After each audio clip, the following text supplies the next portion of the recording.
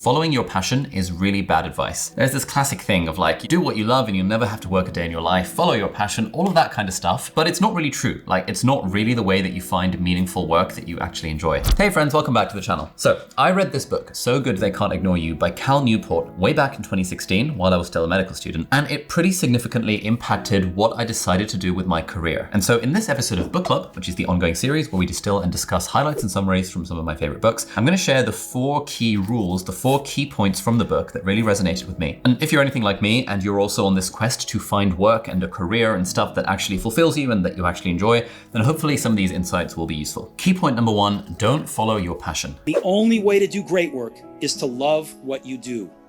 If you haven't found it yet, keep looking and don't settle. Now, what Cal says is that it's all well and good for Steve Jobs to be like, hey man, you gotta follow your passion, you gotta love what you do, you gotta keep on looking, you gotta not settle. But that's not what Steve Jobs actually did. Apparently, back in the day when he was in his early 20s, he was super into Zen Buddhism. So had he followed his passion, he would have become some kind of Buddhist monk, but he didn't follow his passion. Instead, he took these sort of winding, circuitous steps in his career. He got really good at the thing that he was trying to do with his career, and he eventually found something that he really enjoyed, but he found it by virtue of being really good at the thing, rather than it being a pre-existing passion. And that's really the whole concept throughout the book, and that's why it's called So Good They Can't Ignore You, because this whole model is that if you become so good that they can't ignore you, then you will find a career or a job that you love. There's a few other key points here. So firstly, generally, if you actually take what you love and you make it a job, that is the quickest path to become miserable at doing the thing. This is pretty classic amongst musicians, apparently. There was an interview I was watching with Ed Sheeran where he was kind of saying that like, yeah, I enjoy music, but like now that it's a career, I have to try and find things outside of music that I also enjoy. And so he's taken up painting or whatever because he's trying to find a thing that's not his day job. Because what used to be fun, music, has now become work. And you see this with video game streamers as well. On the surface, that is the absolute dream career. You make a living, you make stupid amounts of money doing what you love, i.e. playing video games. But when you speak to streamers, when you watch interviews with them, a lot of them don't seem like they're having a lot of fun playing video games. I was chatting to a huge streamer the other day and he was like, you know what, I'll do anything to not have to make a video. And it's like this thing that once was his passion, video gaming, has now had the passion kind of sucked dry from it because it's a thing that's become his job. The other thing here is that if you actually ask someone what are they passionate about, like right now, I'm gonna ask you, what are you currently passionate about?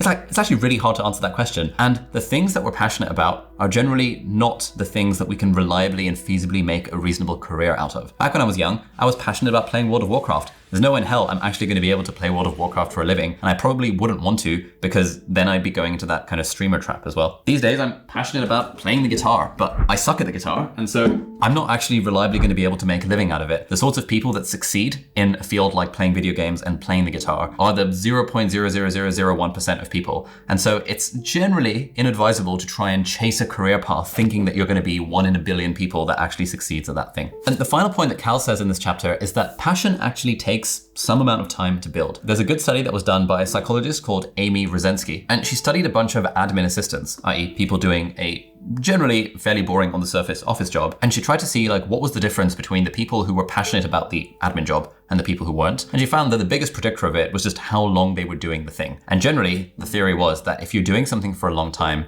you become good at doing the thing, and therefore you develop a passion for doing the thing. So all that to say, don't follow your passion. Following your passion is generally a bad way to actually find a career or a job that you love. And when I read this back in 2016, I really took that to heart because at the time I was struggling of like, what medical specialty do I want to go into? There's all these like 25 different options to choose from, and I wasn't really passionate about any of them. But what I decided, after speaking to a few consultants as well, is that, you know what, I'm just going to pick something and go for it. And I'm just going to try becoming really good at that thing. And then I can always change my mind further along the path. Similarly, with making YouTube videos, what I tell people is that like, don't worry about like, I need to make videos about stuff that I enjoy. Just try and get good at making videos first, because once you've gotten good at it, then you'll see, do I actually enjoy doing this thing? And once you're good, it actually becomes way more possible to enjoy making videos because it's actually not very fun when you first start out because you're really bad. And generally, the better we are at something, the more passionate we're going to be about the thing. Anyway, that brings us on to key point number 2 in the book, which is to develop a craftsman mindset. So what is the craftsman mindset? Well, to introduce that, Cal talks about the career capital theory of great work. So the theory basically says, like, what is a job that you actually want? What is a desirable job? And Cal basically says a desirable job comes down to 3 things.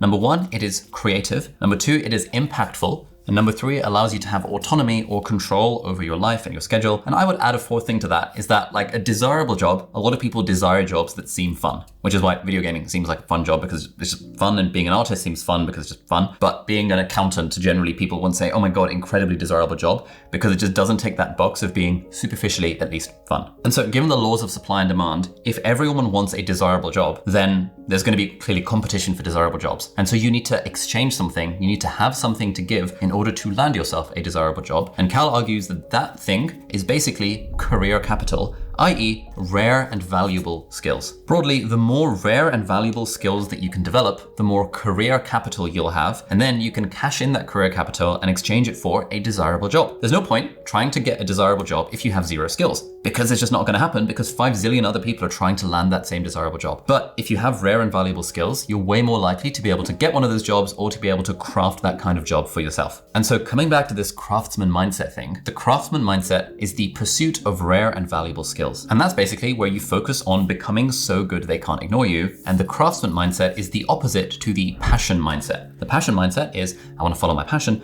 The craftsman mindset is, I want to become really freaking good. I want to develop rare and valuable skills. And then as a result, I will become passionate about the thing that I'm doing by default. And I'll also be able to land myself a desirable job. So at this point, it's all about developing rare and valuable skills. But what are rare and valuable skills? And the answer is that depends on what sort of market you're in. What he says in the book is that there's 2 different types of markets. And I broadly agree with this, although I don't really like the terminology here. And the first one is a winner takes all market. Now, this is the sort of market you're in when there's loads of people trying to do the thing, and there are just a very, very, very small number of people who are successfully making a living out of doing the thing. So for example, musicians and basketballers and YouTubers, millions of people around the world trying to become musicians, tens of millions, hundreds of millions trying to become basketball players, hundreds of millions trying to become YouTubers. But realistically, only a small percentage of people are actually going to succeed at the thing. The market is very much winner takes all. Now, if you're trying to succeed within a winner takes all market, then the career skill that it makes sense to try and optimize for is the one skill that's important. Just become the best basketball player ever.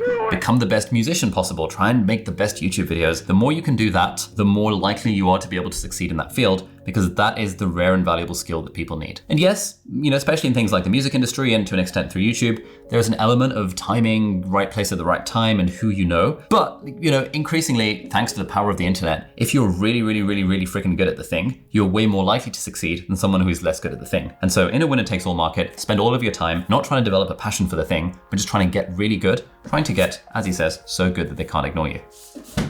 And there is a somewhat relevant point here, which is from another book, Good to Great by Jim Collins. This book is basically about what is the difference between a good company and a great company, and to what extent does luck play a part in it, he talks about in the book. And basically what he says is that, if you look at companies that were okay and companies that did really, really, really well, they both had similar numbers of lucky breaks. They both had the same number of lucky events happening to them, but the companies that really succeeded had higher return on luck, is what he calls it. They had more of a capacity to capitalize on those lucky breaks. And so similarly, I think that advice really applies to careers as well. Yes, for example, music industry, like right place, right time, it kind of depends on who you know. But if you're really good at music or singing or guitar or whatever your thing is, you're more likely to be able to take advantage of a lucky break. Similarly with YouTube, sometimes it's luck of the draw which video gets promoted by the algorithm. But if your videos generally are really good, then once video number, 115 goes viral, you're way more likely to be able to translate that into long-term growth because you're very good at making videos, compared to someone who just got lucky but their videos are trash,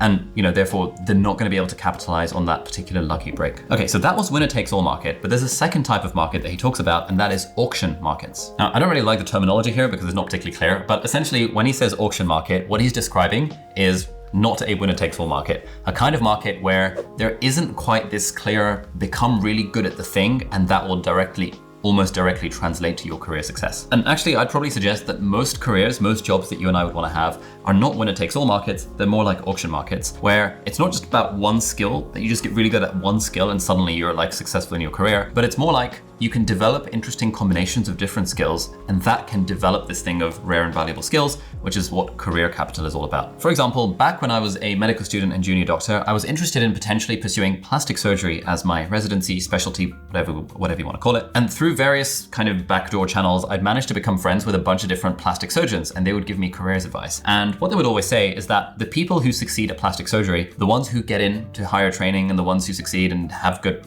private practices, or like whatever you want to do, it doesn't really correlate with what grades they got in medical school. And it actually doesn't really correlate with how good of a surgeon they are, because at a certain level, everyone is good, and you're no longer differentiating yourself by your kind of technical competence at being able to do a muscle tendon stitch or whatever the thing is. But what they said was that the people that seem to succeed are the ones that have career capital in other kinds of ways. They're really good at marketing themselves. They're really good at networking. They're just really friendly and people really want to get to know them. They're really good at like getting publications out there, because publications and like publishing papers is like a big part of how you get ahead in the field of medicine beyond just actually being a good doctor. And the advice that they gave to me was that if I wanted to kind of get ahead and make a name for myself in the field of plastic surgery, the way I could do that is obviously get the basics right of being a good surgeon and knowing the skills and being a good doctor and all that kind of stuff. But what they knew is that I had a background in web design. I knew how to make websites, I knew how to make websites look pretty. And at the time, I was just sort of starting off my YouTube channel. And they were saying that, web design and video production are rare and valuable skills that most people in medicine don't have. And so if as a medic, you can become the sort of person that provides that capability to a team or to a charity or to an organization or to a research group, you become more valuable. And now the fact that you're a good doctor is like, great, everyone's a good doctor, but you have something a little bit more to add. And I guess what they were getting at was this idea of career capital, that these things, these skills that synergize with your main job, but aren't actually your main job, are one other way of developing rare and valuable skills, i.e. developing career capital. And so these days, like when I give talks at schools and universities and stuff, and even keynotes at business conferences and things, and people ask, hey, what advice do you have for people when they're in a career or when they're at university? My advice is usually that try your best to develop skills that will synergize with your chosen career. So for example, developing a skill at becoming really good at playing video games is very unlikely to be a skill that synergizes with your career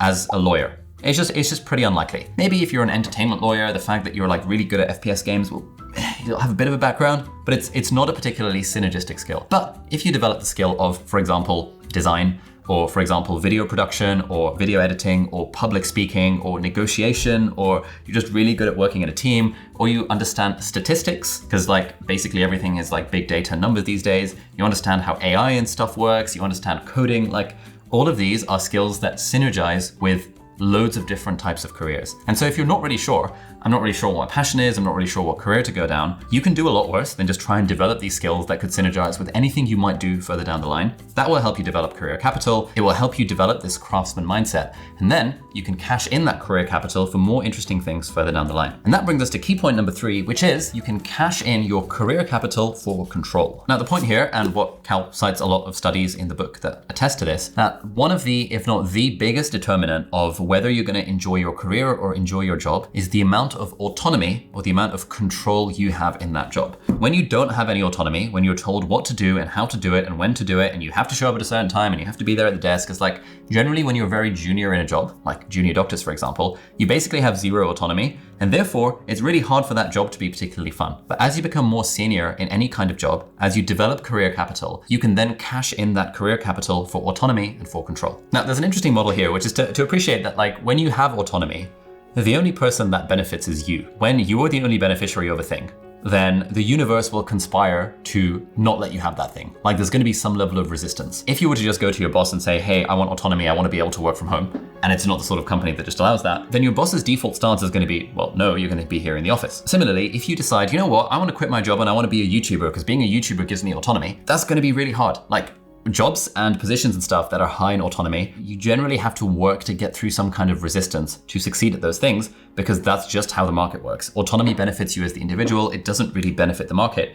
and therefore it's not in the interest of the market to uphold the values of the individual and give them very much autonomy. And so his core idea in the book, which is something that Tim Ferriss also talks about in the 4-Hour Workweek, is that once you're really good at your job, at that point you now have negotiating power, you have negotiating leverage. For example, there are some people in my team who are just absolutely freaking amazing at what they do. And therefore, if they come to me and be like, hey, I want to not turn up to meetings for the next 6 months and I want a pay rise and I want to like go off to Costa Rica for 6 months, I'm probably going to be like, you know what? Sure, you can do that. That's totally fine, because you're so good at the thing that you do that I am happy to give you as much autonomy as you want. And I think this is such an important thing that I now appreciate so much, that now I've become an employer and a boss and like a manager of people. When someone is really, really, really good, you want to give them the world because you want to try your hardest to keep them on your team. Whereas when someone's less good and then they're trying to demand autonomy for whatever reason, it's like, well, the conversation changes a little bit. The other thing here that kind of grinds my gears sometimes is when people feel like autonomy is like a human right. Like I deserve the right to be able to work from home. I'm not talking about in my team. I'm just talking about in general when people come to me for careers advice. They're like, I don't really like my job. I really want to work from home. I really want to make more money. I really want to be location independent.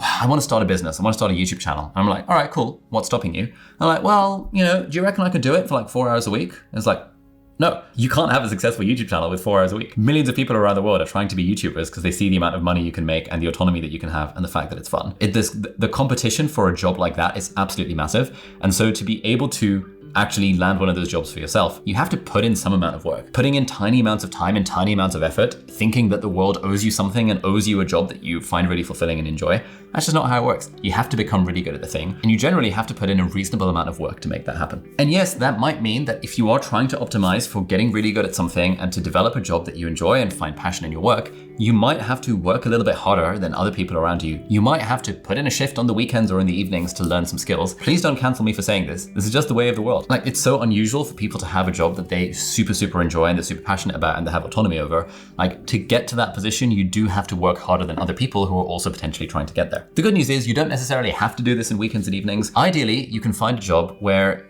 during the job, you're actually being paid to learn stuff. This is partly why it's generally good practice these days, people say, to change jobs every couple of years. Because usually when you're starting off in a job, you'll have a very steep learning curve and you'll learn a lot of stuff. But then as time goes on, you'll learn less and less. And now you're showing up to the job just to do the job, rather than showing up to the job and being paid to learn stuff. So trying to find jobs where you can actually learn things is one way of developing career capital and rare and valuable skills, but while being paid for it. But also there's no getting around the fact that sometimes, people who are really good at the jobs are the ones who put in more effort on the weekends and the evenings.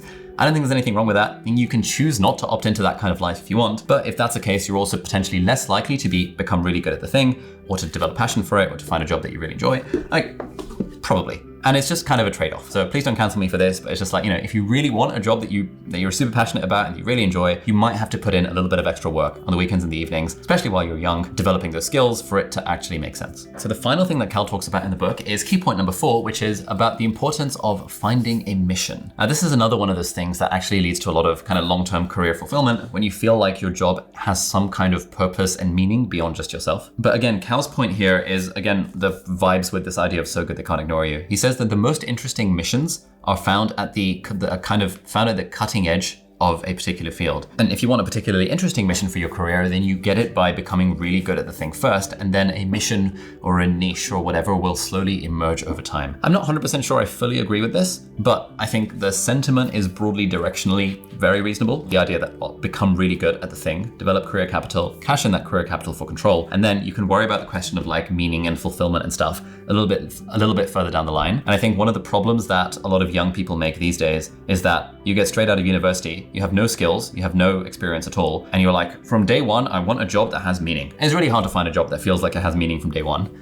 Generally, the jobs that feel meaningful develop after a while, once you get really good at the specific thing. So that's the book. If you like this video, you might want to check out the book, or alternatively, you can check out the short form summary of the book. They're not sponsoring this video, but short form is great. I use it to read summaries of books, especially books I've read, to revisit the key points. But also I use it if, for example, I'm thinking of reading a book, I'll just browse through the short form summary of it. And if it seems interesting, then I will actually read the proper book. They do have So Good They Can't Ignore You. You can check it out on the website, and there'll be a cheeky affiliate link down in the video description if you want to check it out. But anyway, thank you so much for watching. If you enjoyed this video, you might like to check out this video over here, which is a video that I made after reading about 2,300 resumes for people applying to jobs to work with me. And it's like my 15 top tips for how to actually ace your application for your next job. And people have emailed me saying that video has helped them land their dream job. So check out that video over there if you're applying for a job in the near future. Anyway, thank you so much for watching, and I'll see you hopefully in the next video. Bye-bye.